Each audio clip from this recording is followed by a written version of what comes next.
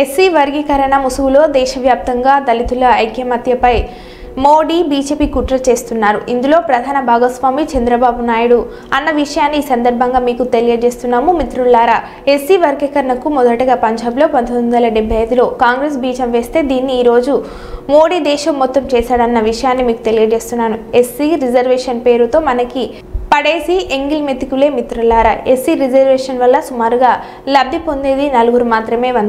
వందలో నలుగురికి ఇచ్చే ఈ రిజర్వేషన్ని తెలుగు రాష్ట్రాల ముఖ్యమంత్రులు తెలుగు రాష్ట్రాల్లో ఎస్సీ లిస్టులో ఉన్న 59 ఎస్సీ కులాలకు ఎలా సమంగా పంచుతారట. అలాగే మోడీ సార్ దేశవ్యాప్తంగా ఎస్సీ లిస్టులో ఉన్న 1108 ఎస్సీ కులాలకు ఎలా సమంగా పంచుతారట. ఇదే ఎస్సీ వర్గీకరణ మిత్రులారా. ఈ వర్గీకరణ దేశంలో ఉన్న సంపద విషయంలో అక్కర్లేదా? అలాగే భూములు, మోడీ చంద్రబాబు క్యాబినెట్లు, మంత్రి పదవులు, సుప్రీంకోర్టు హైకోర్టు జడ్జిలు నియామకాలు, అలాగే ఇండస్ట్రీలో వర్గీకరణ అక్కర్లేదా? కేవలం ఎస్సీలకు పడేసే ఎంగిలి మెతికిల్లో నేన వర్గీకరణ.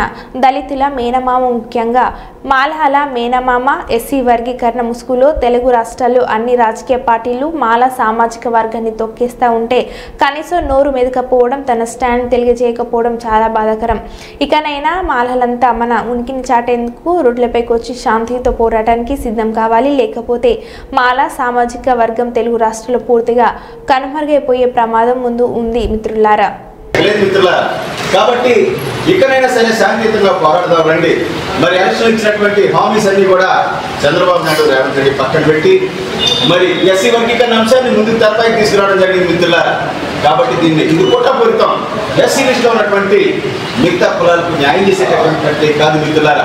దళితులంతా కలిసి ఉంటే, దళితులందరూ యూనిటీగా ఉంటే రాజ్యాధికారం వైపు కన్నెత్తి చూసేటటువంటి అవకాశం ఉంది. కాబట్టి ఈ ఎస్సీ వర్గీకరణని మోడీ గారి తెరపైకి తీసుకురావడం జరిగింది మిత్రులారా. మరి ముఖ్యంగా ఎస్సీస్ అనేది దేశం మొత్తానికి సంబంధించినటువంటి సబ్జెక్ట్. ఎస్సీస్ అనేది కాన్స్టిట్యూషన్ సంబంధించినటువంటి మ్యాటర్ మిత్రులారా. దేశం మొత్తం మీద ఓవరాల్ గా అన్ని విషయాలని డామినేషన్ మాదిక సోదరులే. వ్యక్తిగతంగా కానీ సంస్థ పరంగా కానీ మాదిక సోదరులకు వ్యతిరేకం కాదు మిత్రులారా. ఓవరాల్ డామినేషన్ అనేది ఈ దేశం మొత్తాన్ని యూనిట్ గా తీసుకుంటే మాదిక సోదరులే మిత్రులారా. ఒక్క తెలుగు రాష్ట్రాల్లోనే మాల సోదరులు ఒక స్టెప్ ముందున్నమాట నిజమే.